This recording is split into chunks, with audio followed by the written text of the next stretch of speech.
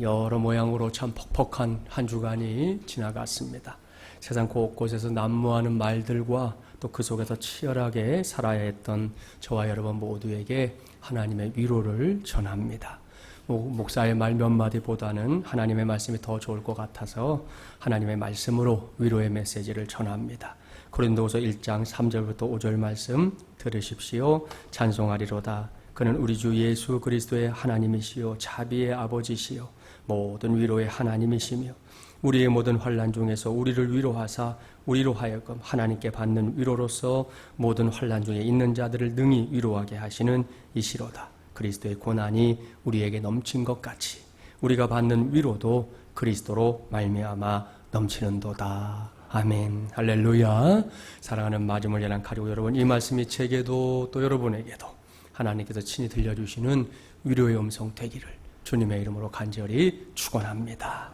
그렇게 오직 하나님의 위로와 은혜만을 사모하며 모인 오늘 이 시간, 위로부터 입혀질 능력 14번째 시간입니다. 오늘은 100% 예수님이라는 제목으로 하나님의 말씀을 전하도록 하겠습니다. 어느덧 2020년 8월의 마지막 주일이 됐습니다. 정말이지 잊으려고 해도 잊을 수 없는 지난 8개월이었습니다. 우리 교회가 파송했었던 캄보디아 팀이 선교지에 다녀온 직후부터 모든 상황이 정신없이 돌아가기 시작했습니다. 그때만 해도 코로나19가 이렇게 고약한 회방꾼이 될 줄은 아무도 몰랐습니다. 정말이지 한치 앞을 모르는 게 인생이라더니 딱 맞는 말입니다. 그 정신없었던 시간, 때로는 혼란스럽고 또 때로는 두려워하며 지냈던 그 시간을 한번 돌아보십시오. 그 시간을 돌아보는 여러분에게 이 시간에 한 가지 질문을 던져보겠습니다. 사랑하는 여러분, 그 시간들 어떻게 살아왔습니까? 혹 저의 질문이 너무 광범위한가요? 좀 축소해 보겠습니다. 여기까지 달려온 여러분의 인생, 누구의 힘으로 살았습니까? 하나님입니까? 여러분 자신입니까? 대충 대답하지 말고 잘 생각하고 잘 대답하십시오. 다시 묻겠습니다. 하나님입니까? 여러분 자신입니까? 누군가 제게 이런 질문을 하면 저는 주저하지 않고 하나님입니다. 이렇게 말할 거고요. 여러분 모두도 그럴 거라 분명하게 믿습니다. 그렇습니다. 저와 여러분이 이렇게 혼란스럽고 복잡한, 게다가 코로나19라는 아주 질긴 놈과 그 놈이 만들어 놓은 거대한 두려움과의 사투 속에서 하루하루를 살아내고 있는 거, 이게 그냥 되는 것이냐? 어찌 하다 보니 돌아가는 삶이냐? 아니라는 겁니다. 결코 아닙니다. 그야말로 몽땅 다 하나부터 10까지 하나님의 은혜인 줄 믿습니다. 반드시 기억하십시오. 여러분이 믿거나 말거나 인정하든 인정하지 않든 그 은혜를 힘입어 우리 모두가 하루하루를 살아내고 있는 것입니다. 이것은 단지 제가 목사이기 때문에 하는 말이 아닙니다. 제게는 개인적으로 이런 생각에 몰입하게 된 이유, 그런 생각에 깊이 빠져들었던 때가 있었습니다. 여러분은 혹 1994년 10월 21일 금요일인데요. 이날이 무슨 날인지 아십니까? 그날은 성수대교가 붕괴된 날입니다. 기억하시죠? 설교 준비를 위해서 다시금 이 사진을 이렇게 찾아보는데 가슴이 먹먹해졌습니다. 어른들에게는 출근 시간, 학생들에게는 이제 등교 시간이었던 오전 7시 38분경에 성수대교가 저렇게 매가리 없이 와르르 무너져 내린 겁니다. 그 누구도 생각하지 못했던, 결코 있을 수 없는, 눈으로 이렇게 보면서도 이게 진짠가 믿겨지지 않는 그런 일이 이 땅에서 일어난 거예요. 이 엄청난 사고로 인해 17명이 다쳤고 32명이 사망했는데요. 특별히 그 다리 건너가기 직전에 있는 무학여고라고 하는 학교에 다니는 여학생들이 많이 세상을 떠났습니다. 얼마나 안타까운 일입니까? 당시 이 사고는 우리 사회 전체에 엄청나고 커다란 충격을 안겼습니다. 저 역시 마찬가지였는데요. 당시에 저는 이제 상계동에서 전임 전도사로 우리 김기영 장로님이 그때 집사님을 계셨던 그 교회에서 사역을 감당하고 있었습니다. 그 시기에 동기 전도사님과 함께 월요일마다 강남 YMCA에서 진행되었던 목회자 세미나에 참석하고 있었거든요. 제가 그 세미나에 참석하기 위해서 건너다녔던 다리가 바로 성수대교였고요. 제가 강의를 듣기 위해 그 다리를 건너갔던 시간이 바로 7시 30분 내외였습니다. 그러니까 요일만 조금 달라졌다면 그 사고로 제가 어떻게 됐을지 누가 알 수 있겠습니까? 그래서 제게는 이 성수대교 붕괴 사건이 그때 너무나 큰 충격이었어요. 한동안 할 말을 잃게 됐습니다. 그리고 그때 확실하게 알게 됐어요. 산다고 다 사는 게 아니로구나. 내가 뭔가를 계획하고 그것을 위해 죽을 둥 살 둥 달려도 하나님의 은혜가 아니고는, 하나님의 도우심이 없이는 내가 할 수 있는 게 진짜 없구나. 이건 저만의 경험이 아니었어요. 김동호 목사님 아시죠? 당시에 김동호 목사님은 동안교회에서 목회를 하고 있었습니다. 그때 목사님의 사택은 강남에 있었습니다. 그래서 매일 출근하셔야 되니까 이 성수대교를 건너다니며 출퇴근을 했던 겁니다. 그리고 김 목사님 출근하던 시간 역시 오전 7시 30분 내외였답니다. 따라서 목사님에게도 이 사고는 충격이었습니다. 목사님이 당시에 노모를 모시고 살았는데요. 이 사고 후에 출근 인사가 달라졌다는 거예요. 사고가 있기 전에는 어머니 저 교회에 다녀오겠습니다, 이렇게 인사하셨답니다. 그런데 사고가 난 다음에는 인사가 바뀌었어요. 어머니 저 교회에 갑니다, 이렇게 인사가 바뀌었다는 거예요. 왠지 아시죠? 집을 나갔다가 다시 돌아온다는 거, 그걸 누가 보장할 수 있냐는 거예요. 아무도 보장해 줄 사람이 없다는 거죠. 언젠가 김 목사님이 설교를 하시다가 이 말씀을 하는 걸 들으면서 제가 정말 100% 공감이 됐어요. 왜? 저도 그런 경험을 했기 때문이에요. 여러분, 이것이 인생입니다. 예나 지금이나 우리가 사는 세상을 들여다보십시오. 요즘 정말이지 온 나라가 어수선하게 짝이 없습니다. 사람들의 눈앞에 나타나 목소리를 높이고 자기의 주장 외에는 다 쓸데없는 것으로 여기는 사람들 이 땅에 정말 많습니다. 그러면서 뭐 대단하게 뭔가를 해내는 것 같고 마치 내가 없으면 아무것도 되지 않을 것 같은 생각 속에 파묻혀 사는 사람들 적지 않은데요. 그거요, 사람의 눈으로 보기에나 좀 있어 보이는 거지 하나님이 보시면 그건 아무것도 아닙니다. 정말 아무것도 아닙니다. 성경 한 곳만 찾아보려고 그래요. 구약성경 시편 2편 1절부터 4절인데요. 자막에 나오는 말씀을 저와 여러분이 한 절씩 교독해 볼게요. 1절 제가 먼저 봉독합니다. 어찌하여 이방 나라들이 분노하며 민족들이 헛된 일을 꾸미는가.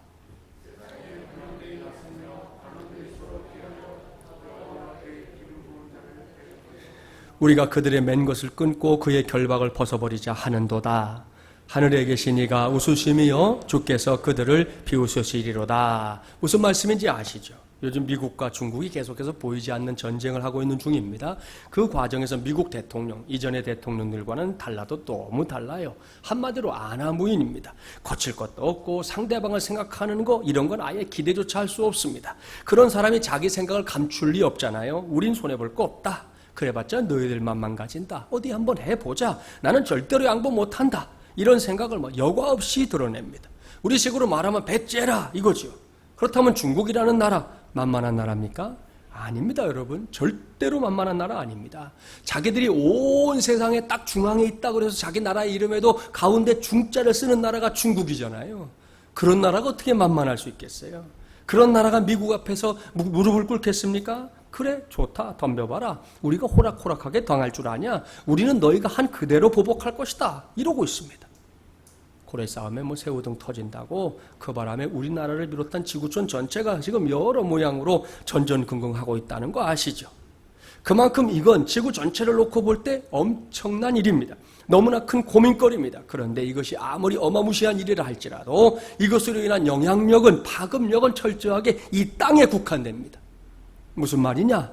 이게 우리의 눈으로 볼 때에나 큰 일이고 발등에 떨어진 큰 불이지, 하나님이 보실 때 미국과 중국의 힘겨루기? 그게 뭐다? 그건 아주 우스꽝스러운 일이다 이겁니다. 오죽하면 시인이 뭐라고 말합니까? 하나님이 웃으신다. 그것도 비웃으신다. 이렇게까지 표현하고 있습니다.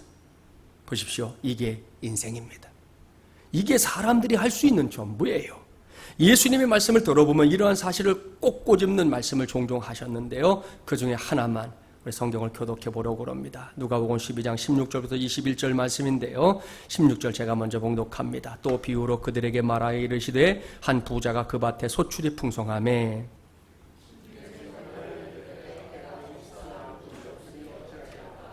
또 이르되 내가 이렇게 하리라. 내 곡간을 헐고 더 크게 짓고 내 모든 곡식과 물건을 거기 쌓아두리라.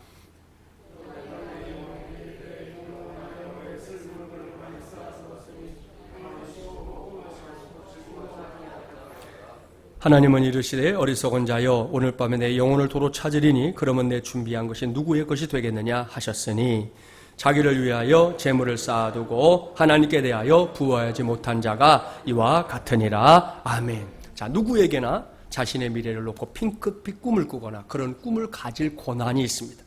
하나님께서 그걸 막지 않습니다.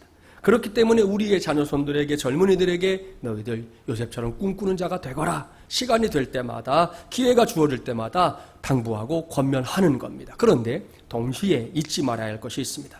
우리 나름대로의 시간표가 있고 계획이 있고 그것을 위해 정말이지 최선을 다해야 한다. 이거 맞습니다. 반드시 그래야 합니다. 그것이 하나님의 자녀요 예수 그리스도의 제자인 우리 모두의 본분이에요. 하지만 그런 내게도 한계가 있다는 것. 내 스스로 정할 수 없고 내 스스로 예측할 수 없는 인생의 순간이 있다는 것. 이건 역시 잊지 말아야 할 줄 믿습니다. 예수님의 말씀이 바로 그거예요. 한 부자가 나날이 늘어가는 자신의 곡식을 위해서 이전에 있던 곡간을 다 헐어버리고 새 곡간을 크게 짓고 그 안에다가 가진 먹을 거, 쓸 거 등등을 가득 채웠습니다. 생각만 해도 신바람 나잖아요. 이 부자도 그랬습니다. 신바람이 나서 자기 자신에게 외치잖아요. 쳐라! 여러 해 쓸 물건을 이렇게 많이 쌓아뒀으니 이제부터는 평안히 쉬고 먹고 마시고 즐거워하자. 알았지? 참 부러운 인생이에요. 누가 봐도 그렇습니다. 그런데 여기서 예수님께서 질문하시는 거예요. 이렇게 모든 게 다 구비되어 있는 인생이라도 오늘 밤이 이 세상에서의 마지막 밤이라면 그 모든 것이 무슨 소용이 있겠느냐 묻고 있습니다. 여러분 이게 인생이라는 겁니다. 저의 인생, 여러분의 인생, 또한 그 누군가의 인생, 색깔은 좀 다를지 몰라도 그 끝은 똑같습니다. 이것이 현실이기 때문에 우리가 종종 부르는 찬송의 고백, 그 고백은 그야말로 팩트입니다. 사실 그 자체라는 말씀이에요. 은혜 아니면 살아갈 수가 없네. 호흡마저도 다 주의 것이니 세상 평안과 위로 내게 없어도 예수 오직 예수뿐이네. 할렐루야. 이것이 김진철 목사의 고백인데요. 이건 저만이 아니라 여러분 모두도 이렇게 고백할 수밖에 없을 줄 믿습니다. 옳습니다.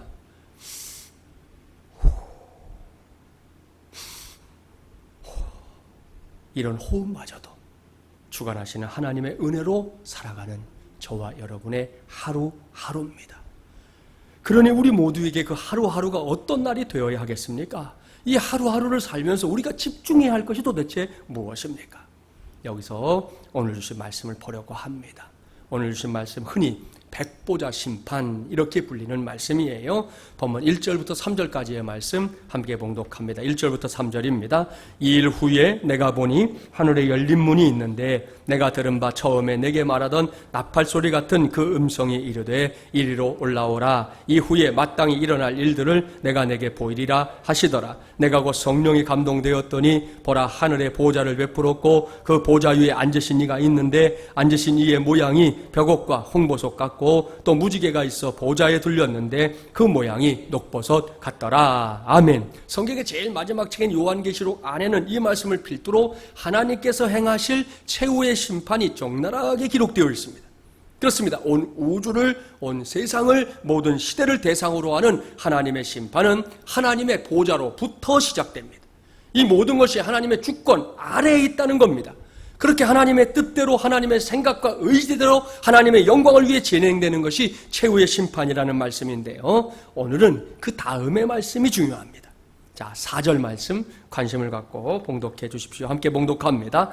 또 보좌에 둘려 24 보좌들이 있고 그 보좌들 위에 24 장로들이 흰옷을 입고 머리에 금관을 쓰고 앉았더라. 아멘. 무슨 말씀입니까? 이 말씀은 하나님의 보좌를 둘러싸고 있는 24개의 보좌와 그 보좌 위에 앉아있는 24 장로들에 관한 말씀입니다.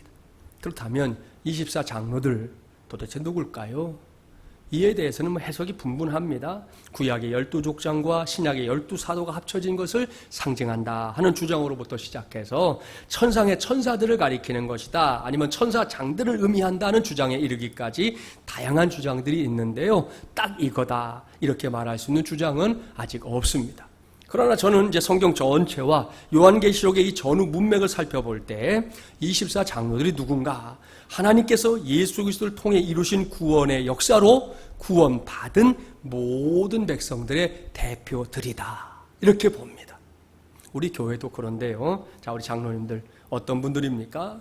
여러 성도들의 대표들입니다. 여러분이 그런 생각으로 장로님들을 선출해서 지금 이 사역을 감당하고 있다는 거 다 아시죠? 마찬가지입니다. 하나님께서 지금까지 십자가와 부활의 복음으로 구원하신 사람들이, 또한 예수님께서 재림하실 그날까지 구원하실 사람들이 얼마나 많습니까? 그 모든 이들을 대표하는 사람들이 바로 오늘 주신 말씀에 등장하는 24 장로들이라는 해석, 결코 무리한 해석이 아니다 생각합니다. 그런 사람들이 지금 하나님의 보좌를 빙 둘러싸고 있는 광경인데요. 이어지는 말씀을 보겠습니다. 이들이 매우 독특한 한 가지 일을 하고 있다는 걸 알 수 있습니다. 10절, 11절 함께 봉독합니다. 10절, 11절입니다. 24 장로들이 보좌에 앉으신 이 앞에 엎드려 세세토록 살아계시는 이에게 경배하고 자기의 관을 보좌 앞에 드리며 이르되 우리 주 하나님이여 영광과 존귀와 권능을 받으시는 것이 합당하오니 주께서 만물을 지으신지라 만물이 주의 뜻대로 있었고 또 지으심을 받았나이다 하더라. 아멘. 할렐루야. 사랑하는 마주문제라 가족 여러분, 오늘은 이 말씀이 핵심입니다. 여기에 등장한 24 장로들의 모습을 잘 보셔야 돼요. 그들이 머리에 쓰고 있는 게 뭡니까? 여기서는 관 그랬는데요. 이게 시신을 담는 관이 아니라는 건 다 아시죠? 성경을 찾아보면 이 관이 뭔지 알 수 있는데 이 관은 면류관을 말하는 겁니다. 크게 5가지의 면류관이 성경에 등장해요. 잠깐씩이지만 이제 하나씩 찾아보려고 합니다. 여러분 자막에 나오는 말씀만 보시면 돼요. 첫째, 썩지 않는 면류관입니다. 고린도전서 9장 24절 25절 함께 봉독해 봅니다. 운동장에서 다름질하는 자들이 다 달릴지라도 오직 상을 받는 사람은 한 사람인 줄을 너희가 알지 못하느냐. 너희도 상을 받도록 이와 같이 다름질하라. 이기기를 다투는 자마다 모든 일에 절제하나니 그들은 썩을 승리자의 관을 얻고자 하되 우리는 썩지 아니할 것을 얻고자 하노라. 아멘. 자, 둘째, 기쁨의 면류관이 있습니다. 데살로니가전서 2장 19절 말씀 함께 봉독합니다. 우리의 소망이나 기쁨이나 자랑의 면류관이 무엇이냐? 그가 강림하실 때 우리 주 예수 앞에 너희가 아니냐? 아멘. 자, 세 번째, 의의 면류관이 있습니다. 디모데후서 4장 7절과 8절 봉독합니다. 나는 선한 싸움을 싸우고 나의 달려갈 길을 마치고 믿음을 지켰으니 이제 후로는 나를 위하여 의의 면류관이 예비되었으므로 주 곧 의로우신 재판장이 그날에 내게 주실 것이며 내게만 아니라 주의 나타나심을 사모하는 모든 자에게도니라. 아멘. 자, 네 번째, 영광의 면류관이 있습니다. 베드로전서 5장 3절 4절 말씀 봉독합니다. 맡은 자들에게 주장하는 자세를 하지 말고 양무리의 본이 되라. 그리하면 시들지 아니하는 영광의 관을 얻으리라. 아멘. 다섯째, 생명의 면류관이 있습니다. 요한계시록 2장 10절 말씀 봉독합니다. 너는 장차 받을 고난을 두려워하지 말라. 볼지어다 마귀가 장차 너희 가운데서 몇 사람을 옥에 던져 시험을 받게 하리니 너희가 10일 동안 환난을 받으리라. 내가 죽도록 충성하라. 그리하면 내가 생명의 관을 내게 주리라. 아멘. 할렐루야. 자, 이렇게 5가지의 면류관이 성경에 언급되고 있는데요. 자, 이런 면류관 언제 받습니까? 당시로 말하면 육상 경기를 마쳤을 때 그 경기의 승리자에게 주는 것이 바로 면류관이었습니다. 이것이 성경의 기록 배경이기 때문에 오늘 주신 말씀에 등장하는 면류관 역시 똑같은 의미라는 걸 알 수 있습니다. 하나님의 백성들이 일평생 여러 모양으로 믿음의 경주를 다 달리고 하나님 앞에 섰을 때, 하나님 앞에 딱 섰을 때, 그때를 한번 상상해 보십시오. 그때 우리의 마음 아무렇지도 않을까요? 그게 자주 보고 자주 경험하는 일입니까? 아닙니다. 이건 우리의 상상을 초월하는 일이 될 겁니다. 그 황홀경 무엇으로도 표현할 수 없을 겁니다. 오죽하면 3층천에 다녀온 체험을 했던 사도 바울 아시죠? 사도 바울이 고린도후서 12장에서 뭐라고 고백합니까? 내가 몸 안에 있었는지 몸 밖에 있었는지 나는 모르거니와 하나님은 아시느니라. 이렇게 고백했습니다. 한마디로 말하면 무아지경이었다. 이런 고백 아닙니까? 오죽하면 이런 이야기도 있어요. 한 성도가 이렇게 믿음의 영주를 잘 마치고 천국에 갔습니다. 저 앞에서 예수님께서 팔을 벌리고 맞아주시는 거예요. 이 성도 역시 너무나 반가웠습니다. 그래서 막 달려갔는데 순간 그 반가움이 너무 지나쳤는지 예수님을 뭐라고 불러야 하는지 그걸 잊어버렸다는 거예요. 잠시 생각에 잠긴 성도 예수님 앞에 딱 서서 잠깐 주저하더니 악수에 손을 내밀면서 얘기했다는 거예요. 참 반갑습니다. 말씀 많이 들었습니다. 그랬다는 거잖아요. 이것은 천국에서 주님을 만나는 일이 어떤 일인가를 역설적으로 표현한 유머인데요. 다시 말씀드리지만 우리가 믿음의 경주를 마치고 하나님 앞에 서는 것, 그것은 황홀경입니다. 무아지경을 체험하게 될 일입니다. 틀림없습니다. 그런데 이러한 기쁨은 우리만의 몫이 아니에요. 그때 하나님께서도 기쁜 마음으로 말씀하신다는 거죠. 사랑하는 아들아, 사랑하는 딸아, 여기까지 달려오느라 수고가 많았다. 너무 고생했다. 멋지게 잘 달려줬다. 정말 고맙다. 사랑한다. 축복한다. 하나님은 이렇게 믿음의 경주를 완주한 자기 백성들을 넓고 넓은 품에 안아주십니다. 그 다음에 그들의 머리에 씌워주시는 것, 그것이 바로 여러 모양의 면류관입니다. 그러니 이것이 얼마나 위대한 상급입니까? 그래서 예로부터 부흥강사 목사님들이 성도들을 향해 면류관의 주인공이 되십시오. 꼭 면류관을 쓰는 성도가 되어야 합니다. 그렇게 목이 터져라 외쳐댔던 겁니다. 따라서 24 장로들의 머리에 이런 면류관이 씌워져 있었다는 거, 이건 이러고 저러고 따질 것 없이 그저 누구나 감사해야 할 일인 줄 믿습니다. 틀림없어요. 그런데 그 다음을 잘 보세요. 24 장로들의 머리에 하나님께서 친히 씌워주신 면류관이 있었던 게 분명한데요. 그들이 지금 뭘 하고 있습니까? 자신들의 머리 위에 있었던 면류관을 다 벗어서 하나님의 보호자 앞에 드리고 있습니다. 이건 또 무슨 의미냐는 거예요. 여기서 저는 여러분과 함께 처음에 말씀을 시작했던 그 시점으로 돌아가려 합니다. 왜냐하면 그 시점이 위로부터 입혀질 능력으로 약속된 성령 하나님께서 본격적으로 역사하는 때이기 때문이에요. 그렇습니다. 성령 하나님께서 믿는 자들의 생각과 마음속에서 역사하실 때 믿는 자들에게 종종 던지는 질문이 있다는 겁니다. 오늘 말씀을 시작하면서 제가 여러분에게 던졌던 바로 그 질문을 성령께서도 믿는 자들에게 던지십니다. 저와 여러분이 오늘 이 시간 이 자리에까지 이른 거 누구의 힘입니까? 올해에는 더더군다나 코로나19라는 거대한 복병까지 우리의 삶을 장악하려고 갖은 짓을 다 하고 있습니다. 그런 가운데 여기까지 지금 우리 살아왔어요. 누구의 힘이냐는 거예요. 내 힘입니까? 정말 그렇습니까? 아닙니다. 전적으로, 절대적으로 누가 뭐라 해도 하나님의 힘입니다. 그 놀랍고 위대한 힘을 힘입어 저도 여기까지, 여러분도 여기까지 온 줄 믿습니다. 이것이 성령 하나님께서 우리 안에서 깨닫게 하시는 위대한 진리입니다. 그래서 아까 찬송도 제가 했잖아요. 은혜 아니면 살아갈 수가 없네. 그렇습니다. 옳습니다. 두말할 게 없습니다. 이 모두가 전적인 하나님의 은혜입니다. 그리고 이 은혜는 이 땅에서의 삶으로 끝나는 게 아닙니다. 하나님 앞에 서는 날 하나님 우리를 칭찬하시면서 우리 어깨를 두드리면서 24 장로들이 쓰고 있었던 그 면류관을 우리에게도 씌워주십니다. 분명합니다. 그런데 그 상황에서 잘 생각해 보자는 거예요. 같은 질문이 됩니다. 면류관을 쓰는 그날까지 내 힘으로 살았습니까? 아닙니다. 오로지 그리고 여전히 하나님의 은혜를 힘입어 살았습니다. 2020년 8월 마지막 주일까지만 하나님의 은혜로 산 게 아니고요. 우리가 하나님 앞에 서는 그날 돌아보면 거기에 가기까지도 하나님의 은혜로 살았다는 걸 알게 된다는 거예요. 그러니 하나님은 기쁨으로 내게 면류관을 씌워주셨지만 아무리 생각하고 또 생각해봐도 아무리 곱씹고 또 곱씹어봐도 나는 이 면류관을 쓰고 있을 자격이 없는 거예요. 왜요?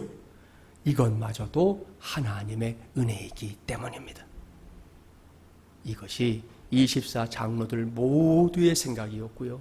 성령 하나님께서 그들로 하여금 그러한 사실을 깨닫게 하시고 인정하게 하신 겁니다. 그래서 24 장로들 모두가 자신의 머리에 있었던 면류관을 일제히 벗어서 하나님의 보좌 앞에 드리고 있는 거예요. 하나님, 우리가 어찌 이것을 쓸 수 있습니까? 내 힘으로, 내 노력으로, 내 공로로 여기까지 온 게 아닌 것을 내가 자신이 너무나 잘 아는데 여기까지 온 것도 하나님의 은혜인데 그러니 못난 나에게 이렇게 귀중한 관을 씌워주시다니요. 이건 내 몫이 아닙니다. 그거마저 벗어서 하나님 앞에 내려놓고 있는 것입니다. 믿습니까? 할렐루야. 여러분, 이것을 우리 꼭 믿고 이것이 우리 모두의 종말론적 신앙이 되기를 주님의 이름으로 축복합니다. 사랑하는 여러분, 여기서 제가 오늘 여러분에게 전하고 있는 이 메시지의 제목을 떠올려 주셔야 됩니다. 무엇입니까? 100% 예수님입니다. 이 제목의 의미, 이제는 뭔지 알 수 있지요? 내 삶의 모든 것, 그야말로 찬양의 고백처럼 내가 호흡하는 것 하나까지도 하나님의 은혜다, 이겁니다. 그 모두가 주님으로부터 비롯된 것이다. 이런 고백, 이런 말씀입니다. 이것이 2020년 8월을 마무리하는 오늘 저와 여러분의 신앙, 우리 모두의 진짜 고백 되어야 할 줄 믿습니다. 이건 그저 말로만이 아니에요. 실제로 이런 고백과 함께 살고 있는 사람들 지구상에 많습니다. 그 중에 한 사람을 이 시간 여러분에게 소개합니다. 오늘 세계에서 가장 인기 있는 스포츠 경기 중에 하나는 유럽 챔피언스 리그라고 하는 축구입니다. 요즘 우리나라 손흥민 선수가 그 리그에서 대단한 활약을 하고 있다는 거 아시죠? 지난 주간, 이번 주간 그 손흥민 선수가 토트넘에 입단한 지가 5년 됐다고 그래요. 5주년을 기해서 방송에서 이렇게 표현하는 거 자축하듯 2경기 연속골을 터뜨렸다 하는 보도가 있어서 요즘같이 별로 웃을 일이 없는 시대에 축구 팬들이 막 신바람이 났어요. 바로 그 리그와 관련된 선수 한 사람을 여러분에게 소개하려고 합니다. 지난 2015년 6월 7일에 스페인의 여러분 잘 아시는 바르셀로나 FC와 이탈리아의 유벤투스가 이 결승전에서 맞붙었습니다. 이날 경기를 보기 위해서 이 경기가 대단한 게 유럽 각국의 대통령, 총리 막 이런 사람들이 결승전을 오거든요. 그러니까 대단한 경기인 게 맞아요. 그리고 유명한 스타들까지 경기장을 찾았는데요. 이날 경기에서는 바르셀로나가 3대1로 유벤투스를 이기고 세계 최고의 클럽의 자리에 올랐습니다. 그런데 이날 쐐기골을 넣은 브라질의 신성 이 네이마르라는 선수가 저 친구인데 경기가 끝나자마자 갑자기 유니폼에서 준비한 머리띠를 하나 꺼내가지고는 이마에 딱 묶었어요. 머리띠에 뭐라고 써 있었느냐? 지저스 100% 이렇게 적혀 있었어요.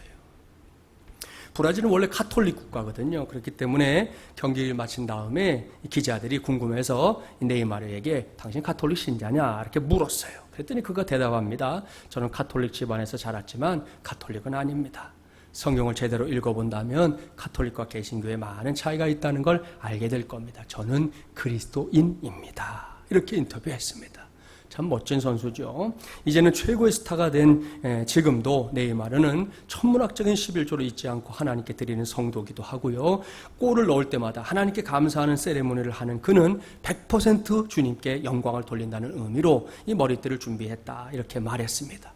이러한 네이마르의 모습은 지난 2016년 리우 올림픽에서 브라질이 우승했거든요. 금메달 땄던 그때에도 마찬가지로 100% 지저스라고 하는 머리띠를 쓰고 사람들 앞에 자신의 모습을 드러냈습니다. 현재는 파리 그 생제르맹에서 맹활약 중이라고 합니다. 사랑하는 마지못야랑 가족 여러분, 이제는 저와 여러분의 차례입니다. 이미 말씀드린 대로 지금까지 지내온 거 그것이 주의 크신 은혜라는 걸 안다면, 진정으로 안다면 우리 역시 네이마르처럼 우리 인생 곳곳에서 100% 주님을 드러내는 하나님의 자녀들, 예수 그리스도의 제자들 되어야 할 줄 믿습니다. 그렇습니다. 나의 삶의 모든 것, 그것은 주님으로부터 왔습니다. 틀림없습니다. 어떤 상황에든 누구 앞에서든 먼저 그 사실을 인정하십시오. 코로나19로 인한 어려움을 비롯해서 세상의 여러 입들이 요즘 교회를 놓고 함부로 말하는 어리석음을 보이고 있지만 그래도 여러분 우리 감사합시다. 그런 것들 때문에 흔들릴 이유도 없고 그런 것들 때문에 주눅들 필요도 없습니다. 여기까지 인도하신 주님께서 그 다음의 길도 열어주실 것이기 때문입니다. 명심하십시오. 이 또한 지나가리라. 이게 끝이 아닙니다. 하나님은 지나가게 하실 것이고 하나님은 하나님의 방식대로 하나님의 영광 받으시는 길들을 하나님의 자녀들에게 펼쳐주실 줄 믿습니다. 이 모든 삶의 과정에서 삶의 자리에서 우리가 할 것은 100% 예수님. 이것을 명심하는 것이고 이것을 행하는 것입니다. 그리고 그 모습을 주님은 기쁘게 받으실 줄 믿습니다. 이를 명심하고 오늘 이 시간에도 하나님을 향해 예배하되 100% 영광을 돌리는 신앙과 심정으로 예배하십시오. 하나님의 응답이 우리 모두와 함께할 줄 믿습니다. 오늘은 오로지 그 믿음만으로 예배하고 그 믿음만으로 간구해서 놀랍고 확실한 응답의 주인공이 되는 저와 여러분, 그리고 우리 마중물 연합 교회 되기를 주님의 이름으로 간절히 축원합니다.